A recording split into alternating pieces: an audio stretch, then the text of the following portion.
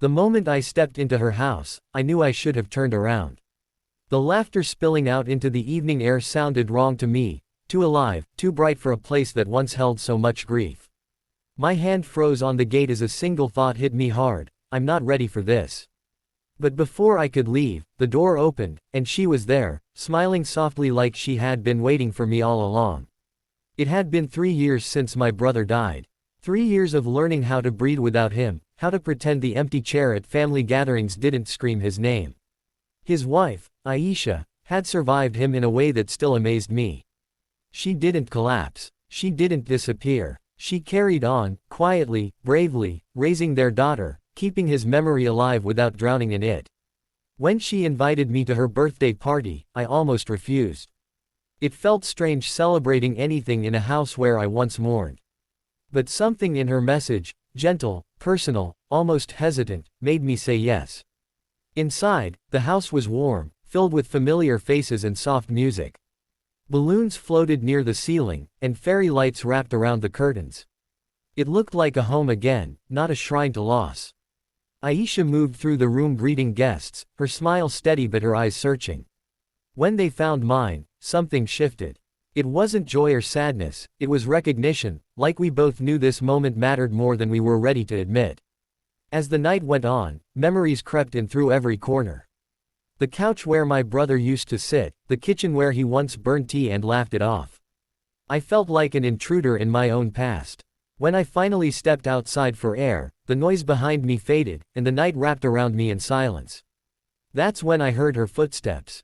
"I was hoping you'd come," she said, standing beside me, arms crossed lightly as if bracing herself. "I almost didn't," I replied honestly. She nodded, like she understood more than I had said. We stood there for a while, not talking, just listening to the distant laughter and the hum of traffic beyond the street. It felt strangely intimate, that shared quiet. When she finally spoke again, her voice was lower, steadier.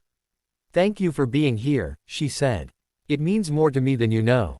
I wanted to tell her she didn't owe me anything. That surviving loss was already enough. But instead, I just said, "I'm glad I came." Later, after most of the guests had left and the house settled into a calm hush, she asked if I could stay a little longer.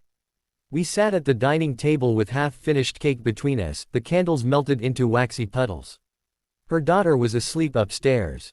The night felt fragile, like one wrong word could break it. She stared at her hands for a long time before finally looking up at me. Her eyes were wet, but her voice didn't shake. "There's something I need to tell you," she said. "And I've been holding it in for years." My chest tightened. I didn't know what I expected: gratitude, regret, maybe just grief resurfacing. What I didn't expect was what came next. "I've liked you for a long time," she said quietly. "Long before tonight. Long before I was ready to admit it to myself." The room seemed to tilt. Every instinct in me screamed to stand up, to say this was wrong, to protect the memory of my brother. But my body stayed still, my heart pounding so loud I was sure she could hear it. "I know how it sounds," she continued quickly. "And I hate myself for it sometimes. But feelings don't always ask permission. I tried to bury it, to ignore it. I thought it would fade. It didn't." I swallowed hard, the weight of her words pressing down on me. I had cared for her too, of course I had. She was family. Or at least she had been. But somewhere along the line, that care had changed. I just never allowed myself to name it. "I don't want to disrespect him," she said, her voice breaking now. "Or you. Or myself. I just couldn't keep pretending anymore." We sat in silence, grief and truth tangled between us. I finally spoke, my voice rough. "I loved my brother. I still do." "I know," she whispered. "That's why this scares me." That night ended without answers. I left her house with my mind spinning, guilt clawing at my chest, and a question I didn't know how to face: is it possible to move forward without betraying the past? I didn't sleep. Every memory of my brother replayed in my mind: his laugh, his advice, the way he trusted me with everything. By morning, I felt exhausted and hollow. I avoided Aisha for days, ignoring her messages, convincing myself distance was the only right thing to do. But the truth followed me everywhere. I missed her, not just as family, but as something more, something I had denied for too long. When I finally went back, it wasn't planned.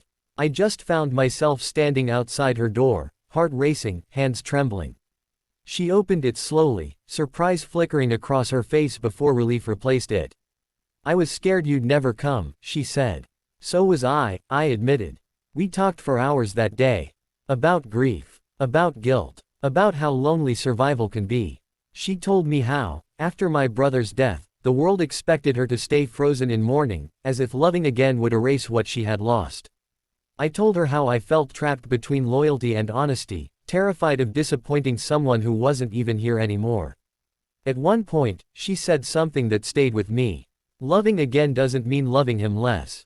It just means my heart is still alive. That was when I understood.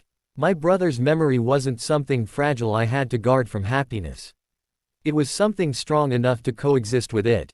He had loved her deeply.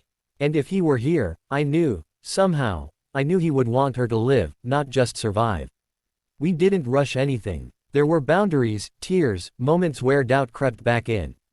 But there was also honesty, patience, and a quiet kind of hope that felt earned, not stolen. Slowly, carefully, we allowed ourselves to feel without shame. One evening, months later, we stood in the same backyard where everything had begun. The fairy lights were back on, glowing softly.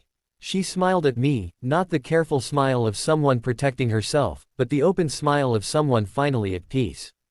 "Do you think we're doing the right thing?"